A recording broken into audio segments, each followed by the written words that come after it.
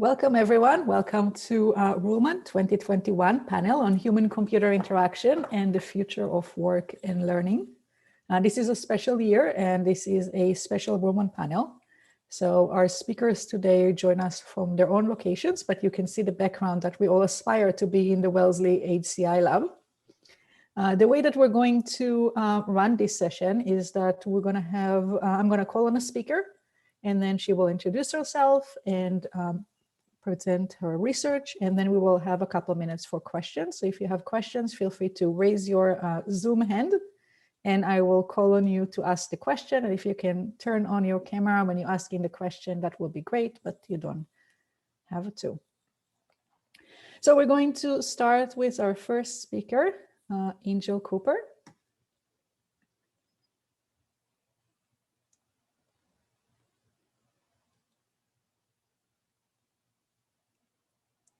Okay. Hello, everyone. I'm Angel Cooper, and today I'm going to be talking about a chatbot for the future of work. So the start of this project originated at the start of the pandemic when many people began working from home. Remote workers face a lot of unique challenges related to time usage, mental well-being, work interruptions, and so on. And we wanted to learn more about these challenges. We found that conversational surveys have been shown to elicit a higher quality of data than traditional surveys. And we also found that chatbots, apps which simulate conversation with users, can also provide more personalized support than traditional apps. So we decided to create a chatbot app. Some of our goals going into this project were to answer questions like, how are the well-being and productivity of workers affected by the transition to remote work? How can a chatbot be designed as a tool to collect data about challenges faced by remote workers? And how can a chatbot support workers' well-being and help them track their own productivity? So we created Mochi. Here on the right, you can see an example of what a typical conversation with Mochi might look like. What Mochi does is checks in with the user multiple times a day to collect data about their well-being, their productivity, and their time usage. Mochi also integrates with Google Calendar to track the user's schedule and time usage better. Mochi allows the user to set their own goals or create to-do lists and periodically checks in about their progress as well as checking in about well-being. We also developed a website portal through which users can access their data and can view a visualization of their weekly time usage data and their progress on their goals. So this past semester, we ran a pilot study with our fully functional app. Participants could use the app in their daily lives for a period of time. The initial run of our pilot study had 3 participants from various age ranges and various careers, all of them at least partially working from home. Here's some of the initial feedback that we got from our pilot study users. Users liked receiving push notifications on their phone from the app. They liked the well-being check-ins, and they liked being reminded of their to-dos every day. They liked the concrete goal setting function. They liked being able to set goals and then check them off in the chatbot. They liked that the chatbot encouraged them to reflect on their day and to put things in perspective and look back on the progress they had made. And they liked that the chatbot was developed to have an encouraging, friendly, and optimistic personality. The encouragement from the chatbot helped them stay motivated.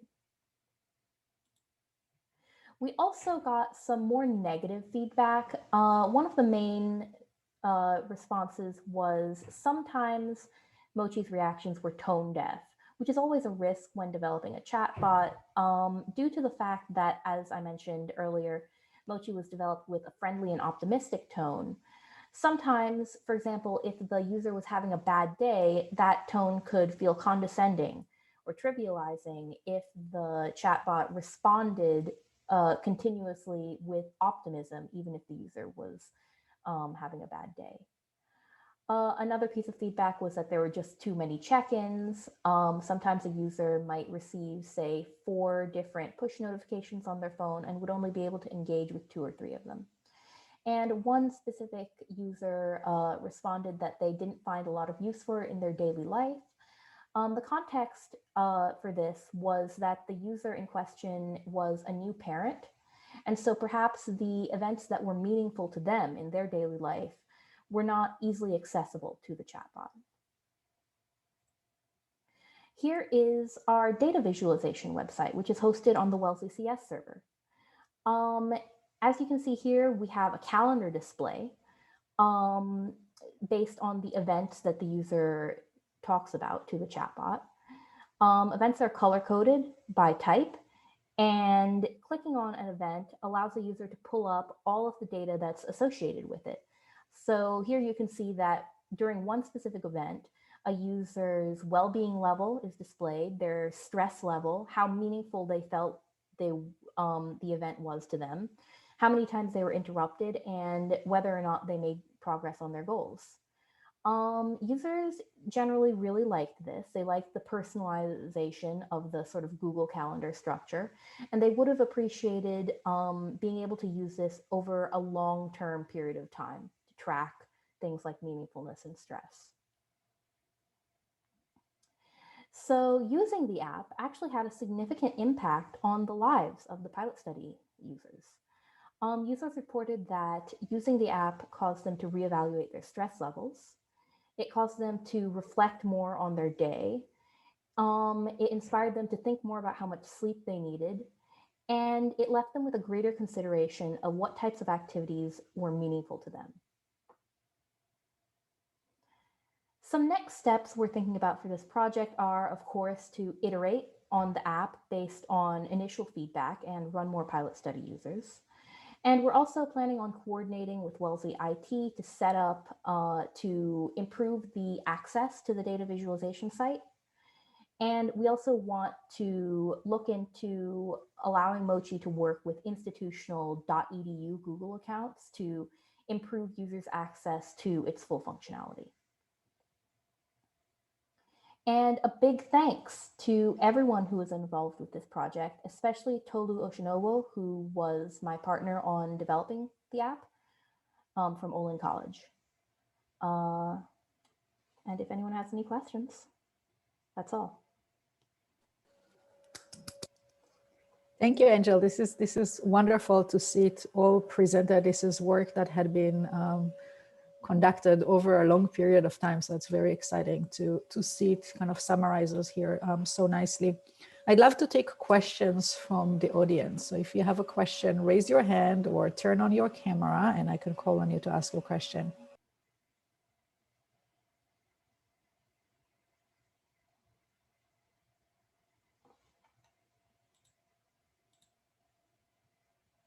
You can also type your question into the chat. I have a question. Go ahead.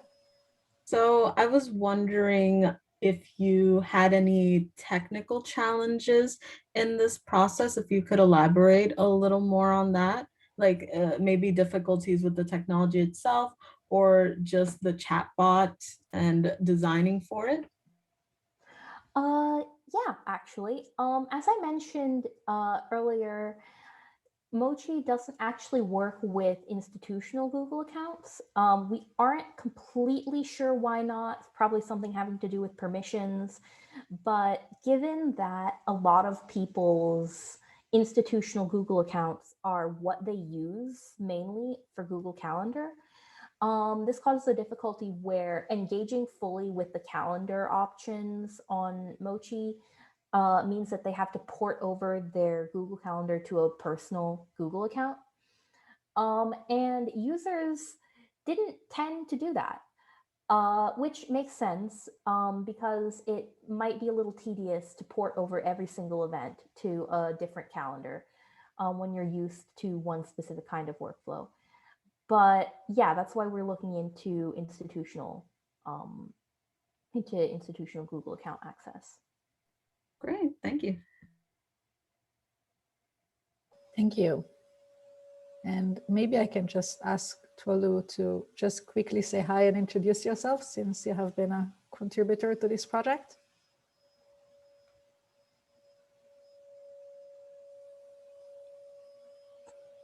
Yeah, I don't know. Tolu is there, kind of cold calling. Oh, hi. Yeah. Hi. Hello, everyone. Hello, everyone. My name is Tolu, and I'm Angel's partner on the Mochi project. Great. So thank you, Angel, for a great presentation. And thank you, Tolu, for saying hi. And thank you, everyone, for listening.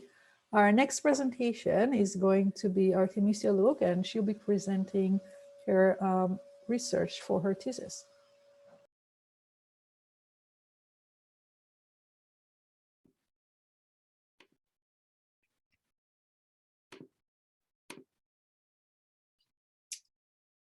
All right. Hello, my name is Artemisia, and I'm a senior studying media arts and sciences. And as Urit mentioned, I'm presenting on my research for my thesis, which is designing a video conferencing platform for students with social anxiety at Wellesley College. So last fall, I conducted a school-wide survey with Wellesley College students and faculty in order to understand their experiences with Zoom. And one of the key findings from this study was that students with higher social anxiety have experienced changes to their class participation levels more so than students with less social anxiety. So students with higher social anxiety selected that they are both more likely to participate less often, but also more often. So this means that Zoom and online learning may have unique stressors and affordances for students with higher social anxiety. So my research question was, how might we improve the virtual experience of Zoom class discussions for those that experience the most social anxiety? So to answer this research question, I conducted 10 one-on-one interviews and screened participants based on the APA severity measure for social phobia. After reading the 11 hours worth of transcripts, I came up with 40 codes, which I validated through, intercoder agreement. And based on those 40 codes, I came up with 10 major themes that affect students' social anxiety during a class discussion. And I was able to categorize these 10 themes into 3 main categories. So technology independent factors, Zoom main room factors, and Zoom breakout room factors. And as you can see, it's not only technology that's affecting students' social anxiety. In fact, the most mentioned themes were the technology independent factors. So I'm going to go over the 3 categories right now.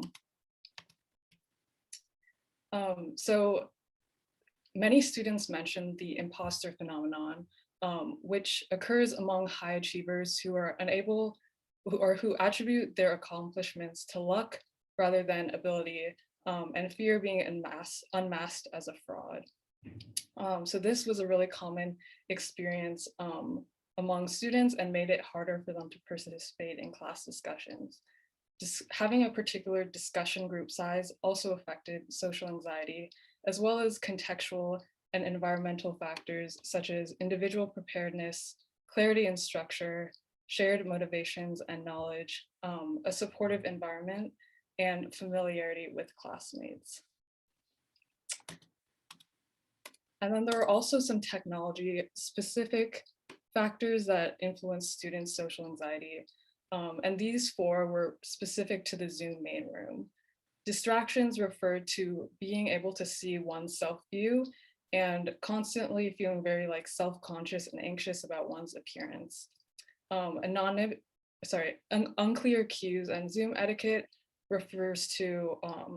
mostly referred to social and physical cues such as raising your hand or deciphering whether someone else is about to speak, which is a lot harder on Zoom than in person. Anonymity and presence refers to how visible someone is in a Zoom class discussion. Some participants really liked how they could control their level of anonymity, for example, through the camera or the speaker view. But it was a double-edged sword because participants also felt anxious when their classmates weren't as visible on their screen. Zoom also afforded non-speech, non-verbal methods of communication like the public chat, which made students feel a lot more comfortable participating in like a much casual, lower stakes way. And finally, there were factors that were really specific to the breakout room. The suddenness of entering and leaving the breakout room, as well as inconsistent breakout room assignments, made students feel more anxious and less comfortable participating. But at the same time, the breakout room provided a private space away from the professor, which made some students feel less anxious. So considering all those 10 themes, I came up with 3 main design directions for future video conferencing platforms to support students with greater social anxiety. The first is supporting interactional coherence, which essentially just refers to making social and physical cues a lot more clear, and specifically supporting turn taking and having clear hand-raising cues. The second theme is supporting casual and consistent interactions. And on a basic level, that might just mean having consistent breakout room assignments and leveraging non-speech modes of interaction, like the public chat, and maybe even having anonymous channels of communication, for example. And finally, the last design direction is supporting control over privacy and visibility, which refers to how you are represented on other people's screens and how other people are represented on your screen. So in addition to having gallery view, speaker view, and just the binary camera on, camera off, what are alternative ways of representation that make people feel more comfortable, but also at the same time have some sort of like sense of presence? And so yeah, that my next steps are actually putting those design implications into play and designing the platform. But yeah, finally, I would like to say, acknowledge everyone here. And yeah, thank you so much. Thank you. Thank you, Artemisia. If you can stop sharing, then we'll be able to see everyone. Great. Thank you. So any question for Artemisia, you can raise your hand or ask in the chat.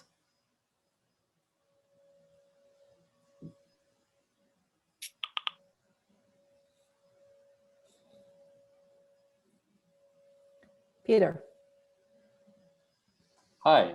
I have a question. I've been using a platform called gather.town that you may or may not have heard of, but just in general, do you think that avatar-based interaction is a kind of happy medium between like face, video on versus like some social presence? Yeah, I think it is kind of like, definitely it's not like full visibility, but at the same time it's better than like, for example, just having like your name. I think it is a really happy medium, and it's, yeah, I've been looking at gather.town also, and yeah, I think they do a really good job of that. And it's something that I'm considering when designing. Thank you. Thank you. Any additional questions for Artemisia? Okay, so I'd just like to ask a quick question.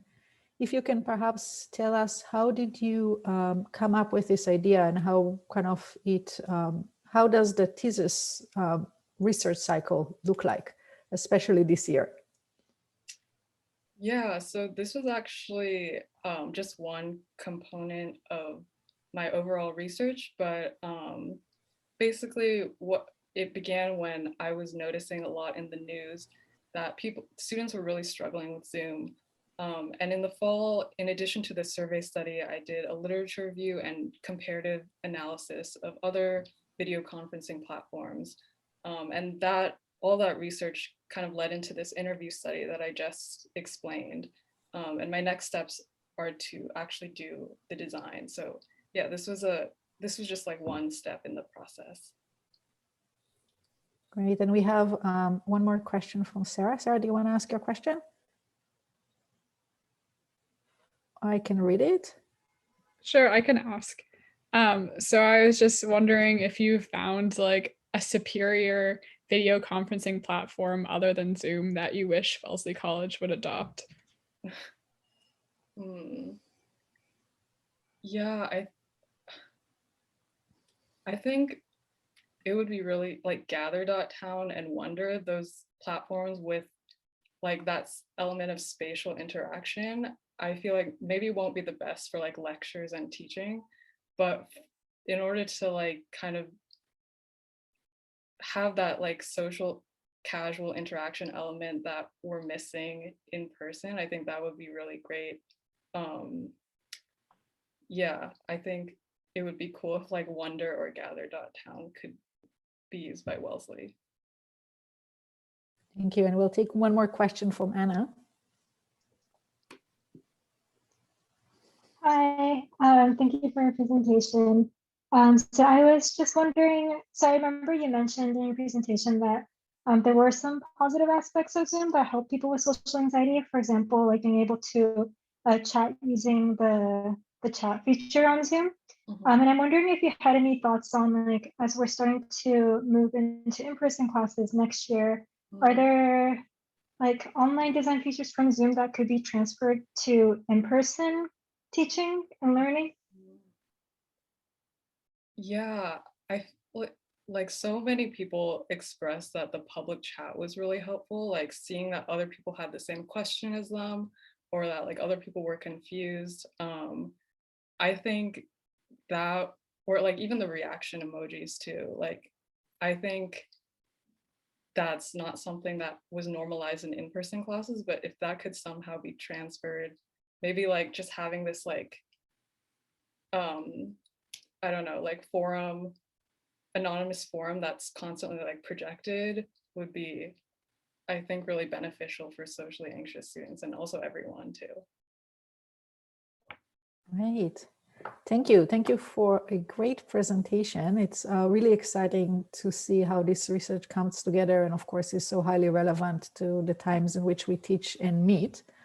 Our next speaker is Emily Pattison, and she'll be speaking on a long-range project that really mixes together research and entrepreneurship.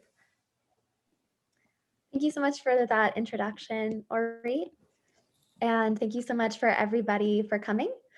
This project was a combination of a final project in our human-computer interaction class, as well as an independent study that I undertook this past fall, both of which advised by Professor Reed Scher. So shout out there, thank you so much. And I am a current senior who's double majoring in MAS as well as economics. And the question that I wanted to explore was, how can we use the knowledge in user experience design as well as human-computer interaction and apply that to digital activism for the Gen Z activist? My problem was looking at members of Gen Z who wanted to get more involved in politics. However, in a survey that I conducted around East Coast college students, I found that about 70% cited a knowledge gap as being a significant obstacle for their involvement. There's also a whole host of larger problems with social media and politics. I'm sure as you all have witnessed in the past couple of years, there's been a rise in echo chambers, political distrust, misinformation online, and I think having a CEO, Mark Zuckerberg, of a social media app essentially have to testify for Congress about their role in the elections shows us all that digital technology does have a role to play in politics, and it is here to stay. So how can we make it quick, easy, and fun for Gen Z to get involved in the issues they care about, while also focusing on humane and ethical design for politics to make sure that everything we're talking about is factual, important, effective, and relevant? I started off my journey by conducting user research, and from having a lot of conversations with my peers, these were some of my biggest takeaways. I first found that a lot of my peers were especially tired with a lot of the political discourse and the tension. The comment sections was something a lot of people didn't necessarily like and was deterrent to them becoming more involved. So this led me to really believe that young people really wanted a safe space with civil and civic discourse. And then there was also a lot of optimism. I did find a lot of members of Gen Z truly believed in the power of social media for change and for the better. So pairing this with a lot of statistics I found about how mobile technology in general has seen such an increase in participation with special regard to politics in the past couple of years, I felt like this was a especially relevant area because of accessibility, convenience, and more. And then I also saw that there was also a lack in civic education. I think in a lot of public schools, you don't necessarily get that whole host of everything that you can do. And a lot of young people also told me that. So I knew that in any space we create, there also has to be an educational impact and that we have to address students and users from all different types of backgrounds. And after all of my interviews, I narrowed down to 3 usability principles. For those who aren't in user experience design, we have a whole host of them that we use to guide our design methodologies. So these are the 3 I picked. I had efficiency, especially with shortening attention spans. Users want to get their information quickly and they also want to act on it quickly.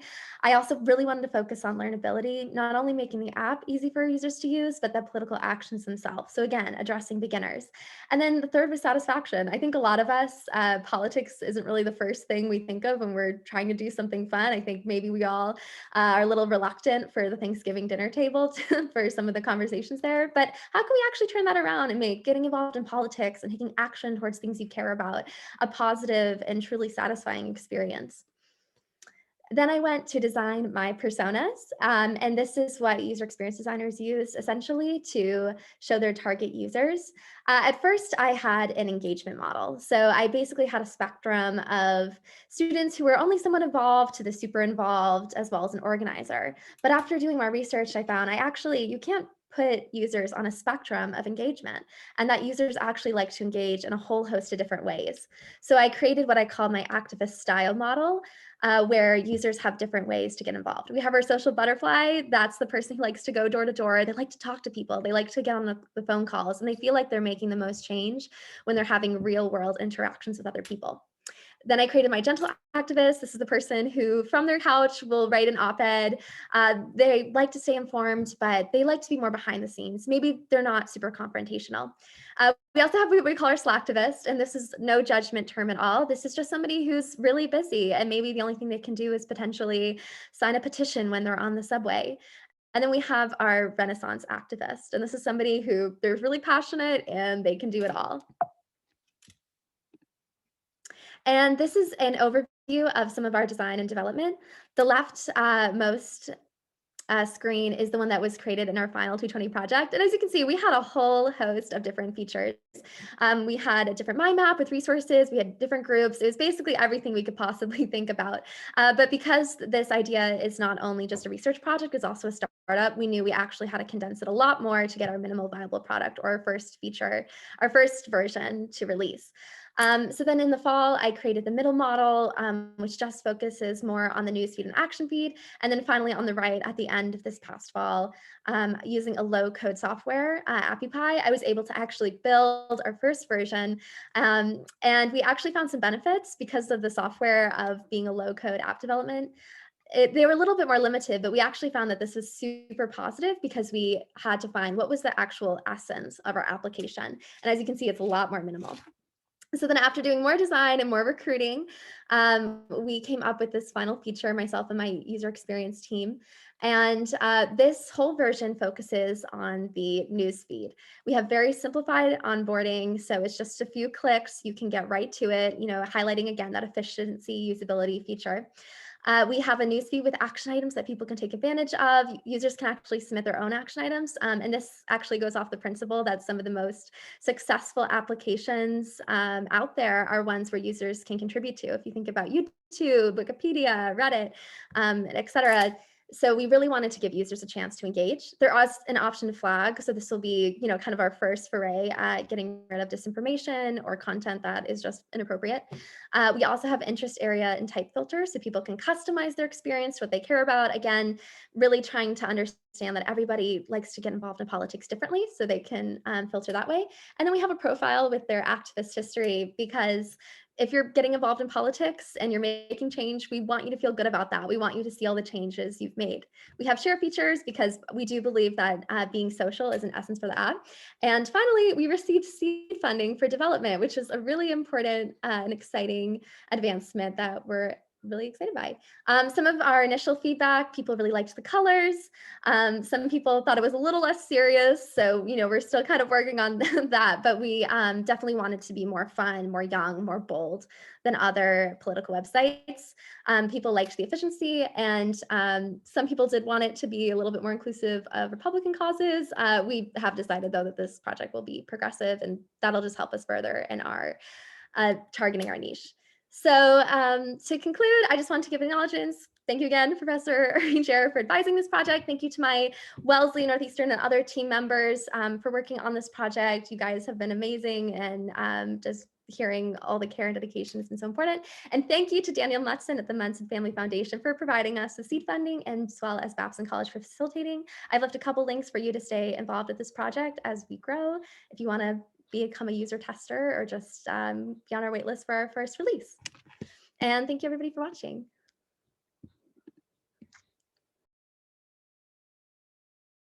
Wonderful. This is so exciting to kind of see the journey that you took from a course project into an actual product and seed funding. Any questions from the audience?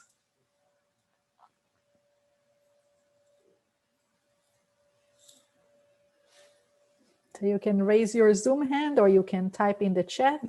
Sarah. I'll raise a real hand. Awesome. I also took 220 as a student, worked on a project, and I was wondering if there's any other course you took at Wellesley or otherwise that influenced your design project and your independent study. For sure. I also took 204, which is front-end web development, which doesn't necessarily translate to mobile app development, but I hear mobile app development actually is being offered next fall by Professor Lynn Turback, so I would definitely take that. I also took classes in areas that mattered to me, so I took American politics in the political science department, and I think that's also informed a lot of how I'm going about this application. But I also think as well, a lot of just going after a project is really just learning on the job, and that's kind of what I found out from entrepreneurship. I definitely took advantage of some resources at Babson, so you could always audit a course or take a course there. But I would just say if you're interested in a project, go for it, and you'll probably make mistakes, but you learn on the job. So that's an awesome question. Thank you. Great. Thank you. So we have time for one more question. If we have a question from the audience. If not, I have a question, which is, tell us, how do you take a course project and start kind of recruiting people to join you within the entrepreneurial kind of capacity and making it into a product? Yeah, that's a great question. I think the number one thing that's caused me to grow my team is the mission. I think if you have a really strong mission that people believe in, they'll naturally gravitate towards your project. Essentially, also when you're going after entrepreneurship, I really do believe it has to be something you care about, because it does sometimes take a lot of bit of time, and it sometimes takes work to really see the payoff. But so I have one team member from my class project who stayed on. I also got involved in Project W, which is, it's a new organization. It's Babson Olin Wellesley. It's an entrepreneurship community for women. So I took advantage of that, met some more people through there. And then I also just advertised on some of the Wellesley computer science pages. I found another website for someone who isn't even a student. She's just an aspiring UX developer. It was a civic tech website. So also utilizing social media for the social media project. Great, thank you. Thank you for sharing your presentation, but also for sharing with us a little bit about your journey. So our next speaker is Lisa Ori, and Lisa will be presenting her research that she will also be presenting at the Chi conference soon. So congratulations, Lisa and Diana, for working on this project. Thank you. Okay, hi everyone. My name is Lisa. I am a computer science and philosophy major at Wellesley, and today I will be presenting on the perceptions on the future of trucking in our truckers. First, I'll talk about the background and motivation for this project. While there have been some previous research on automation, these research tended to focus on knowledge workers, which meant that a large group of drivers and workers were being excluded from these studies. And given that gap in previous literature, we recognize that it's important to consider what kind of factors truck drivers in particular were considering when they evaluated the merits of automation. And the aim of our study was to specifically understand three main points. One is to understand how truck drivers place their trust in automation. 2, understand how truck drivers perceive the impact of automation on their jobs. And 3, how truck drivers understood the feasibility of automation. The methodology for our project was in 3 parts. The first part was conducting a social media analysis, and we were able to gather 39 posts and 915 comments from the subreddit called R Truckers. R Truckers is a subreddit on Reddit, and currently it has over 77,000 community members who are either truck drivers themselves or are people interested in discussions related to truck driving. And we were able to gather these data and comments by querying the keyword automation and filtering out posts and comments that were irrelevant to our study. And given that data, we were able to conduct a thematic analysis, which meant that we created these initial first level codes, which we eventually clustered into 7 different themes. And I will be discussing the themes in a later slide.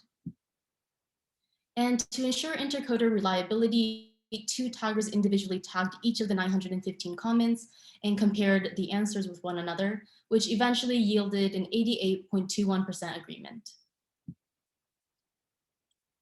So these are the 7 themes that I mentioned earlier. Today, due to time constraints, I will be focusing on 3 main themes, which are the highlighted ones: the feasibility of automation, jobs, and positive views toward automation. This is a general distribution of what the 915 comments look like across the 7 themes, including a miscellaneous theme. The miscellaneous theme was used to categorize the comments that did not discuss automation, so we deemed that as comments that were not relevant for our study.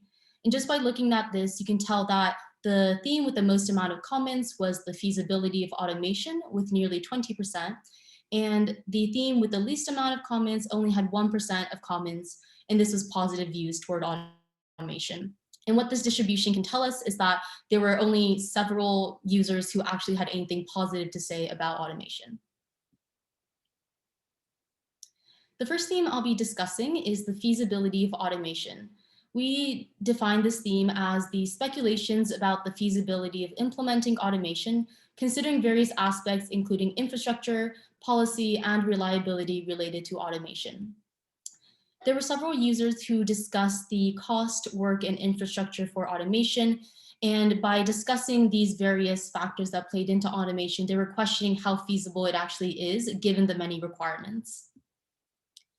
Many users expressed concerns about the reliability of automation, implying that they placed little trust in automation. For example, one user wrote, "I just don't see a robot being able to recover a crashed or rolled over tractor trailer. There are so many variables in every wreck." The second theme is jobs, and this is the speculations on how jobs will be impacted in trucking and the explanation of jobs that were already impacted by automation. Comments that expressed certain speculations on the impact of jobs generally discussed how their careers might change after automation enters the trucking industry or is more popularized within the industry. And usually these comments talked about employment issues and also the possibility and the necessity to acquire new skills after automation. Users also explicitly explained what kind of non-driving tasks truck drivers needed to do. And by explaining these certain tasks, they were making the argument that automation could not possibly perfect those tasks. For example, this user writes, "There's more to trucking than just following road rules, in my humble opinion. And when the trucks get there, who will unload if the receiver can't? AI? I think we've got a long way to go before a fully automated trucking industry." And the last theme I'll be discussing today is positive views toward automation, which are the theme of comments that express some kind of hopefulness or excitement about automation in general. Some of the comments discuss general excitement about innovation and technology. For example, this person says, "A ton of stuff can happen in 5 years. It's exciting nonetheless." There were several other users who were more specific about the benefits of automation in the trucking industry. For example, mitigated tasks and being able to have more opportunity for physical rest. For example, this person writes, "Personally, I can't wait. It'll be the end of logbooks first of all. Way more home time because I can just leave at night and go to sleep in the truck and wake up close to where I'm delivering instead of having to leave the day before so I can sleep there." And to summarize our results and analysis, first and foremost, we found that many truck drivers had negative sentiments toward automation, and that can be explained due to the distribution of comments. There were only 1% of comments that actually had anything positive to say about automation. And we were able to understand that these negative sentiments typically stem from the truck drivers' perceived failings of everyday technologies, for example, GPS or computers. Truck drivers also had inconsistent conceptual notions of automation, which meant that oftentimes they disregarded the varying levels of automation, for example, partial automation versus full automation. And consequently, these inconsistencies affected their understanding of the timeline of automation. And lastly, in order to address the lack of trust that many truck drivers were experiencing, we highly recommend truck drivers to engage in peer-to-peer interactions and open forums such as Reddit to exchange information and keep each other updated on what autonomous trucking looks like within the industry. We also recommend to researchers and developers of automation to be able to establish explainable automation so that truck drivers feel more comfortable working in an autonomous environment. And as for next steps, we are currently planning to expand the breadth of our project and analyses by gathering more data from Reddit. Lastly, I would like to acknowledge my other contributors on this project, Diana, Professor Andrew Kuhn, and Professor Reed Scher, for being such wonderful collaborators and supervisors. So thank you so much, and I'm really looking forward to hearing everyone's questions. Thank you.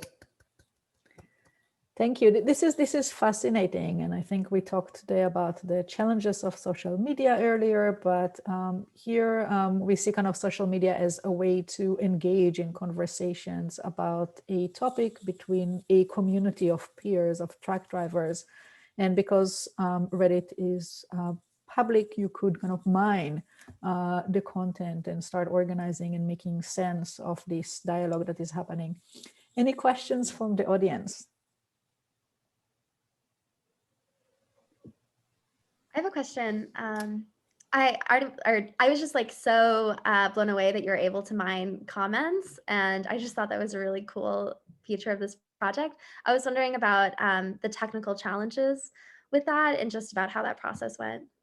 Yeah, I would say as for technical challenges, we did have a little bit of difficulty first just gathering a bunch of these comments. It did take some time finding out what kind of code would work in order to web scrape all this data. One of the things that we struggled with that was not technical was just being able to filter all these irrelevant posts and comments, because there were a lot. We started out with over 2,000 or so comments, I believe, and we cut that down to about 1,000 just because half of them we found out were just not relevant to our study. Thank you. Any additional questions for Lisa? Artemisia?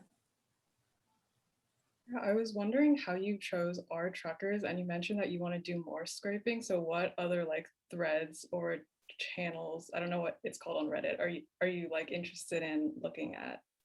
Yeah, as for how we decided to choose our truckers, we were actually looking at several other forums. We were looking at doing some interviews in the first place, but we realized that that wasn't as feasible given just the pandemic, and that was not something that many people were too interested in. So we decided to do a social media analysis because we had read other papers that did similar things. So that was one of the reasons why we shifted to social media analysis. There definitely are other subreddits that discuss automation, but our truckers was the one that focused on autonomous trucking, like in trucking. There are other subreddits that discuss like self-driving or driverless cars, but not necessarily specific to trucking. Thank you. So thank you, Lisa. And our last presentation is from Angela Kian, who couldn't be with us in person because of time differences. However, her collaborator, research fellow Jennifer Otiono, is here with us and will be able to answer questions. So we'll start with the presentation from Angela. Hi, and then we'll have questions. Jennifer, would you like to say hi, just to introduce yourself? Do that. Hi, I'm Jennifer Otiono. I am a research fellow in Omics lab, and I collaborate with Angela on the Omics project. Thank you for being here. Great, thank you. Okay, so we're ready for the presentation. Okay. Hope y'all can hear it. Hi everyone, welcome to my Ruhlman presentation. Today I'll be presenting on Making the Invisible Visible, Lessons from a Remote Study of Augmented Reality and Omic Data. To start off with a little bit about myself, I'm currently a junior studying computer science and political science. I've been working as a research assistant in the Wellesley HCI lab for the past 2 years now, and I'm really excited to present on the project I've been working on. So a little bit about the background. This started out because in recent years, there's been this increase in the availability of personal and environmental omic data, which is basically this fancy biology term that describes DNA and cells that make up an organism. However, tools for exploring, sharing, and making sense of omic data are not currently available. So we examined this near future scenario where omic data would be ubiquitous and easily accessible. We designed and evaluated the prototype of an augmented reality tool that basically overlays omic data that's simulated in a real world environment, as you can see in this picture. So you've probably encountered AR before. It's used a lot in Snapchat. Basically, it overlays enhanced computer-generated information on top of real-world environment. And here's a brief overview with what we've done in the project. My involvement started in May of 2019. We did an in-lab study that summer. And then in 2020, we iterated the study with a new app and a new study environment. And today I'll be mainly presenting on this 2020 study and the lessons we've learned from this process. So in 2020, like most people who had to transition to working and studying online, we were faced with the major challenge of adapting our study to be remote and taking place in users' homes. The first challenge was to adapt our prototype so that it would be accessible everywhere. For our 2019 study, we built an iOS app on the tablet, and it required that all users had to use our lab-provided iPad. So for our remote study, it would obviously not be feasible for researchers to mail out the lab's iPad to everyone.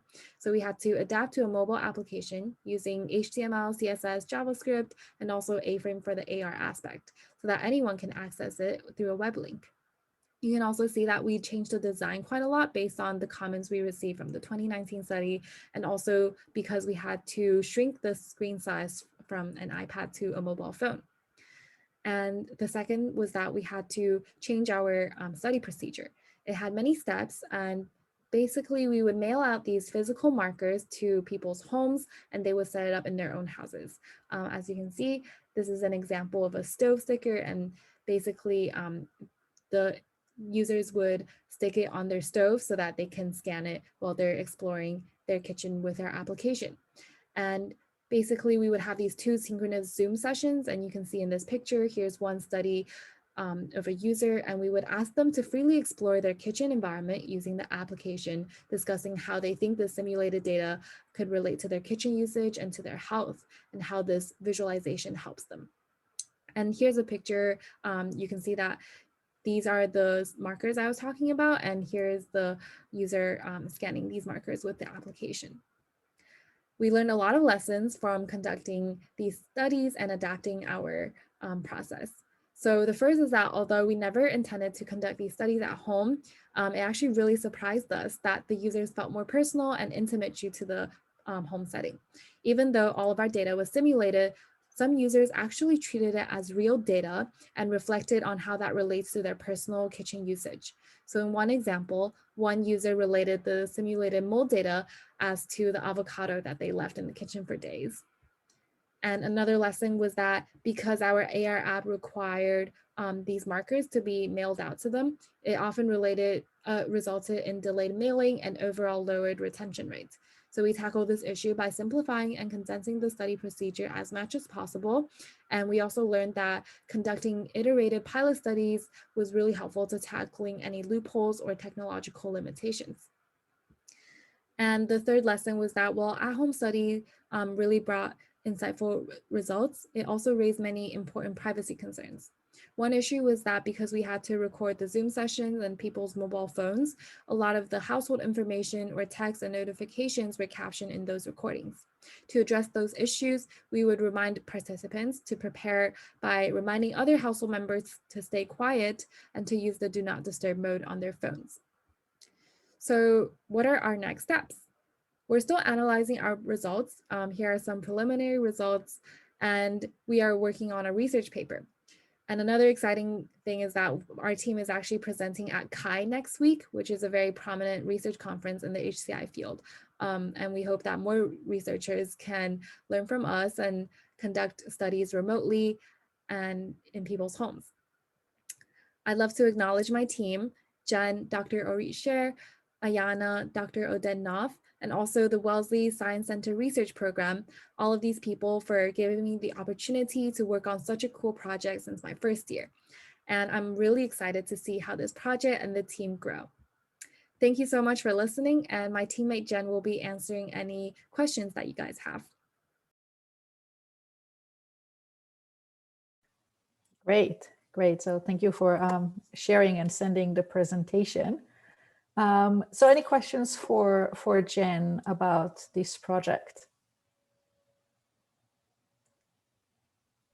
I have a question. Jen, I was wondering if you could talk more about how you iterated on the pilot studies. I know Angela mentioned that in the presentation. Yeah, do you mean the pilot studies for the 2020 studies specifically? Yes.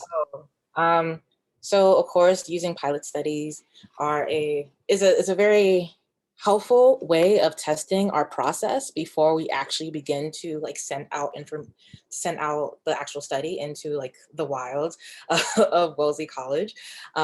So we sort of recruited people from within the lab, or we recruited friends, people that we knew who would be willing to give us their time so we can kind of walk them through the process of like, hey, here's how we want to email future participants. Here are the forms that we've sat down and have tried to figure out, like, how do we best frame everything in a question that would elicit the responses that we were interested in getting. So we did that. We also would test the application with our pilot participants as well. So like we would try to just go through the process of setting that up. We would go through the process of allowing the participant to freely use the application within their space as well. And I think that allowed us to see how feasible our study plan would be when we actually started testing with actual participants.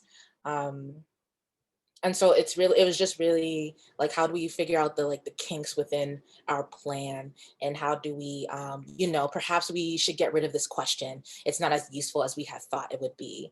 How do maybe we should cut down the time for participants to freely explore the environment with their application, because at some point they might not be this might be a tiring process for them. Maybe we should split it into 2 sessions as opposed to just 1 session to give the participants the time to really acclimate to our procedure in general. And so using pilot studies was a really important way to validate our process. Great, thanks so much. Thank you.